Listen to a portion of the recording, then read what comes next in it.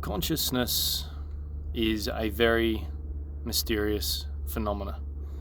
It is an aspect of reality which material scientists are still yet to wrap their heads around and are actually extremely far from achieving that. Since humans have been involved in the scientific process, consciousness has always been one of those ridiculously tough nuts to crack.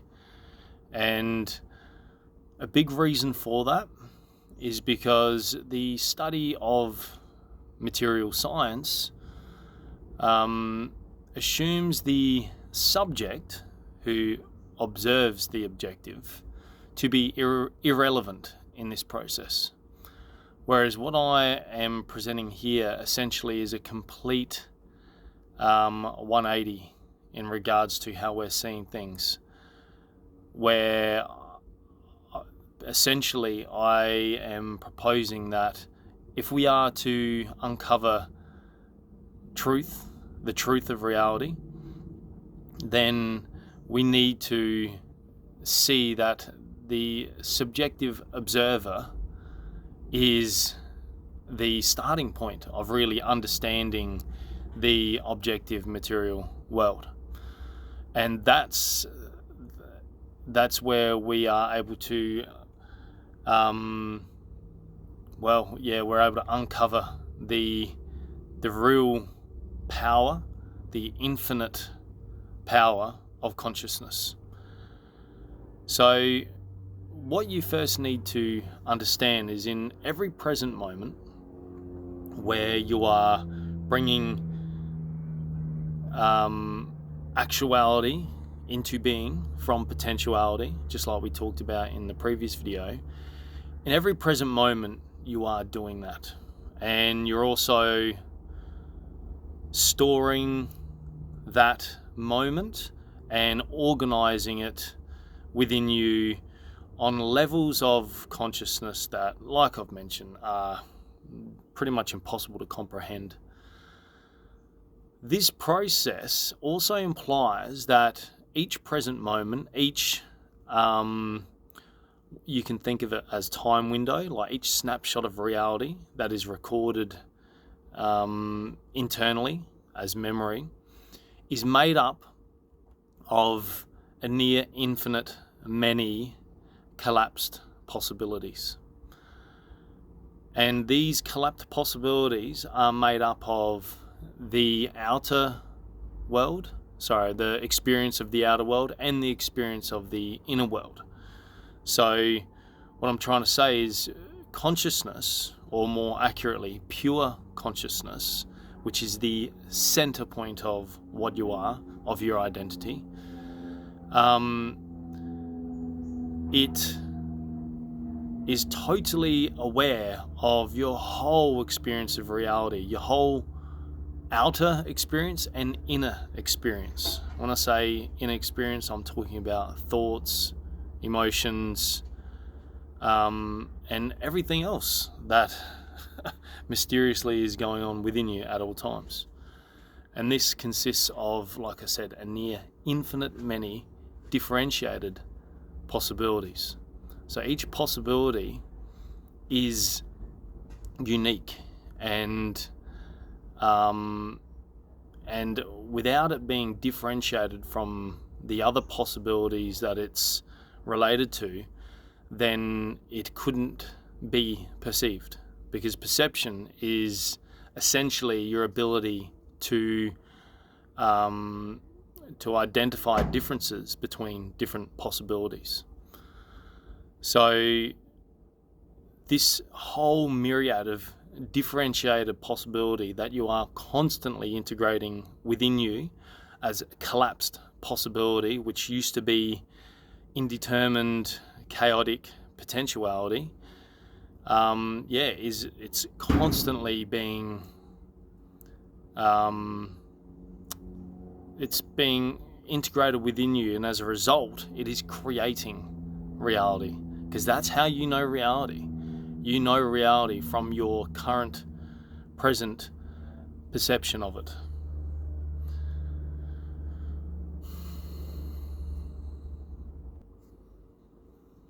this notion that you essentially create reality through your infinite powers of consciousness is also backed in the field of quantum physics. In quantum physics, it is explained how through the simple act of observation, the undetermined wavelengths collapse into determined positions, measurable positions, where that wavelength is collapsed and essentially creates reality. Now, this is well known. This has been well known for a number of years now, and it boggles my mind how it's just not discussed, because this is what you are essentially doing in every present moment. You are collapsing ridiculous amounts of differentiated possibility, essentially creating the fabric of reality in every present moment. And that's like the undercurrent of what you are always doing, underneath all the other doings of your life. Essentially, you are a creator of reality, and that does relate to your essential purpose and reason you are here, and is another way of framing your infinite worth, because reality itself needs you, depends on you to continue experiencing in order to create reality. So this was also acknowledged solidly by Anthony Kopinski, who I mentioned in the previous video. I'll read a quick quote. So when he was formulating the his theory and model of information metabolism, he could not he could not ignore this logical conclusion. That is, the number of processes occurring simultaneously within the organism, so we're talking about all life organisms here, and its physical surrounds is virtually infinite, as are the amount of different ways these processes can be framed. So, like I said, this is well-known science, and certainly is what we explore deeply in meditative practice. This reality of the infinite that you are constantly not only surrounded by, but that you embody. And this is all because of consciousness. Consciousness is that point of reality where we can understand the infinite, and understand that the infinite is not only real, but it's the most real aspect of reality. Another contentious notion I'm going to put forward, which I think again just logically aligns with all the information I've put forward so far, is that consciousness, given its reality creating powers and its ability to not only unfold but also to enfold, which is to internally lay out information in an organized, meaningful, purposeful way in order to satisfy the innate values of life, is that it therefore must be consciousness, pure consciousness, must be a self-loving phenomena. Again, I go back to that notion of love, and to associate consciousness with love will probably have a few people scratching their heads and go, all right, now we're getting a bit weird. But it's actually quite self-evident that consciousness must infinitely love itself for it to function in the way that it functions. Clearly, it is willing to sacrifice. It's willing to go through so much life struggle to continually create itself, to continually expand into the undetermined future. And I think that's extremely important to, again, just to sit with, just to meditate on, because consciousness is the point where love originates, all love. And as a result, we have to consider, therefore, the fact that love itself is an infinite phenomena, because really it's synonymous with consciousness when we go right down to the core of what we are discussing.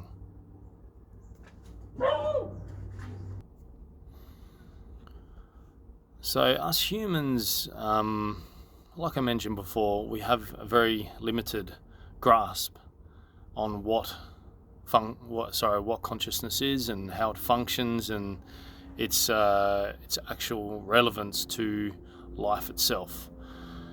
And a lot of this is actually due to a logical collective arrogance that we as a species group has formed.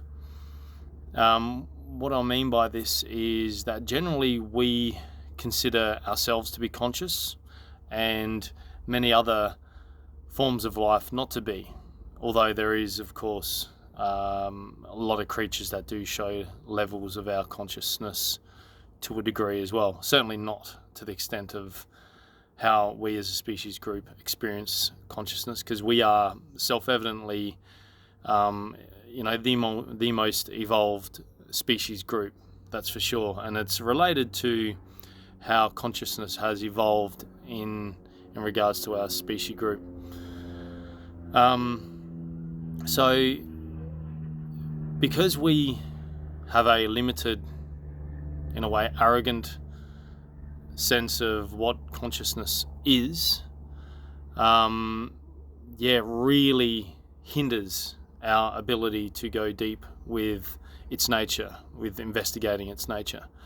But if you do indeed investigate the depths of your own consciousness, you can actually find many answers, that is for sure, because what is within you is within all forms of life and always has been. That point of consciousness, that non-personal point of consciousness, that actually, it's your personality is layered on top of this non-personal aspect of your being, which is by far the majority of your being. So what you need to understand is consciousness itself, pure consciousness,